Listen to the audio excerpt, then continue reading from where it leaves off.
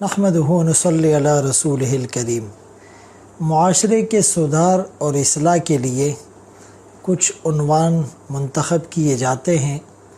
आज का मौजू है मोबाइल फ़ोन के आदाब। कोई भी चीज़ जब आपकी प्राइवेसी से ताल्लुक़ रखे तो उसमें शरीयत के कुछ अहकामात हैं जिसको फ़ॉलो करने से बहुत सी ख़राबियों से हम निजात पा सकते हैं।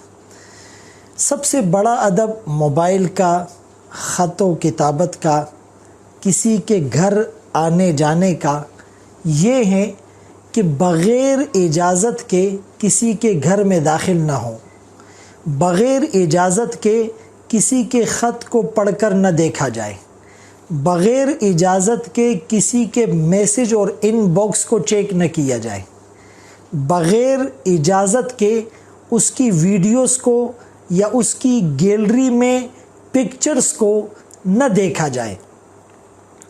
हर चीज़ में इजाज़त ली जाए। बाज़ औक़ात हम किसी की इजाज़त के बग़ैर उसके मोबाइल को चेक करते हैं, उसके ख़त को पढ़ते हैं, इनबॉक्स को देखते हैं, ये ख़ियानत है। हुक्म ये है कि अगर आप किसी के घर भी जाते हैं तो आप अस्सलामु अलैकुम व रहमतुल्लाह कहें। ये सलाम आपकी तरफ से उसको सलामती की गारंटी भी है और उससे परमिशन और इजाज़त लेना भी है। अगर जवाब न आए यानी अंदर आने की इजाज़त न मिले तो दूसरी दफ़ा सलाम करके इजाज़त मांगी जाए। अगर फिर जवाब न मिले तो तीसरी दफ़ा सलाम करके इजाज़त तलब की जाए। तीसरी दफ़ा भी जवाब न मिलने पर आप वापस चले जाएं। रसूलुल्लाह सल्लल्लाहु अलैहि वसल्लम ने सहाबी रसूल के घर पर दस्तक दी, सलाम किया, आगे से जवाब नहीं आया। दूसरी दफ़ा सलाम किया, फिर जवाब नहीं मिला।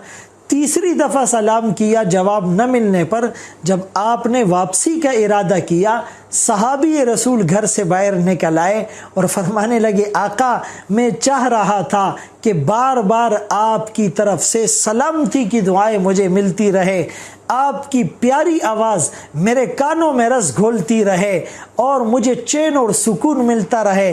अगरचे बाज़ ज़ावियों के एतबार से ऐसा करना हर वक़्त मुनासिब नहीं होता, लेकिन बहरहाल ज़ौक़ और शौक़ की बात है, तलब और तड़प की बात है, मोहब्बत और अक़ीदत की बात है, इश्क़ और जुनून की बात है, सहाबा की हर अदा पर हम कुर्बान।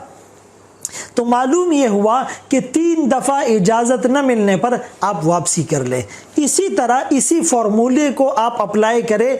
अगर आप किसी को कॉल करते हैं तो सबसे बेहतर तो ये है कि आप मैसेज करके अपना इंट्रोडक्शन और तारुफ़ कराकर इजाज़त मांग लें कि क्या मैं आपको कॉल कर सकता हूँ, मैं आई कॉल यू। अगर आपको इजाज़त मिल जाती है ठीक।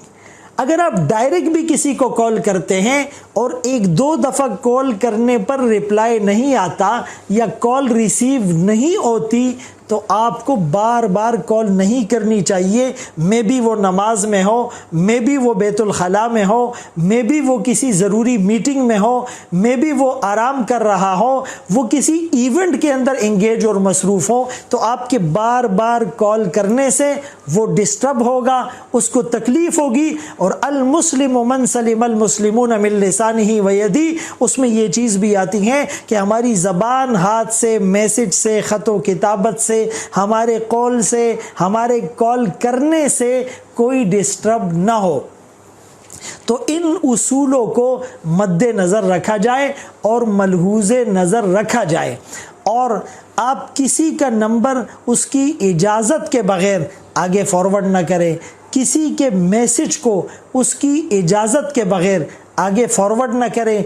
इस मोबाइल में आपके पास कुरान, हदीस, अक़वाल, मुख्तलिफ़ चीज़ें अगर आती हैं तो आप तस्दीक के बाद آیا یہ حدیث ہے بھی یا نہیں، آیا یہ حدیث صحیح ہے، آیا اس حدیث کا وائرل کرنا یا اس میسج کو سب کے لیے فارورڈ کرنا یہ اچھا ہے بھی نہیں۔ ان اصولوں کو، ان قواعد اور ضوابط کو مد نظر رکھا جائے۔ اسی طرح موبائل کا ایک ادب کہ بغیر ضرورت کے مختلف جگہوں میں جا کر تصویریں کھینچنا اور سیلفیاں لینا اور لوگوں کی پرائیویسی اور ایونٹس کو ان کی اجازت کے بغیر آپ کیمرے کی آنکھ سے محفوظ کر رہے ہیں، یہ بھی ٹھیک نہیں۔ حدیث پاک میں آتا ہے المجالس بالامانہ، یہ مجلسیں تو امانت ہیں، اور ایک حدیث میں فرمایا کہ ایک آدمی آپ سے کوئی بات کرتا ہے اور پھر وہ دائیں بائیں دیکھتا ہے تو ڈیٹس مین کہ وہ اس کو سیکیور رکھنا چاہتا ہے، وہ اس کو کانفیڈینشل رکھنا چاہتا ہے، وہ اس کو عام نہیں کرنا چاہتا، اس کی تشہیر نہیں کرنا چاہتا، اس کی پبلسٹی نہیں کرنا چاہتا۔ تو موبائل میں بھی آپ کسی کی کال ریکارڈ کر کے آگے پیچھے پھیلا رہے ہیں۔ ان تمام چیزوں کا خیال رکھنے سے ہمارا معاشرہ امن کا گہوارہ بن سکتا ہے۔ اللہ ہمیں ان باتوں پر عمل کی توفیق نصیب فرمائے۔